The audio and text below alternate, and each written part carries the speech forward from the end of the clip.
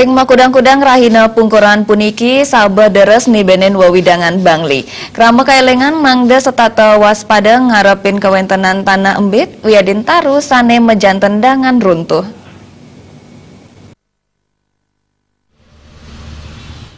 Kepala Pelaksana BPBD Kabupaten Bangli Wayan Karmawan Mawasang sabar ring bulan November pungkuran puniki dak deres. Kedasaran antuk kuendenan sedurung nyane ring bulan Desember kantos Januari kuendenan sabah ketai pun saya deres. Ngarepin paranikan punika akan nyani ngapriang manda samian krama satu waspada ring kuendenan bencana. Bencana sane sering dibenen arikalan yang sasa sabah wantah kuendenan tanah embed wiadin kuendenan taru sane mejanten dengan pisan rubuh.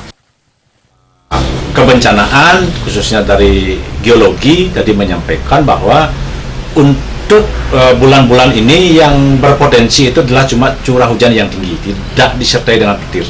Nah, dengan curah hujan yang tinggi itu dimohon nanti karena kita memiliki tempat di Kintamani, kemudian di Kecamatan Susut, di Kecamatan Tumuku yang paling banyak berdasarkan pengalaman terjadi tanah longsor termasuk pohon tumbang. Nah, dimohon nanti masyarakat untuk bisa waspada terhadap di mana tempat-tempat yang kita anggap rawan terjadi hal tersebut.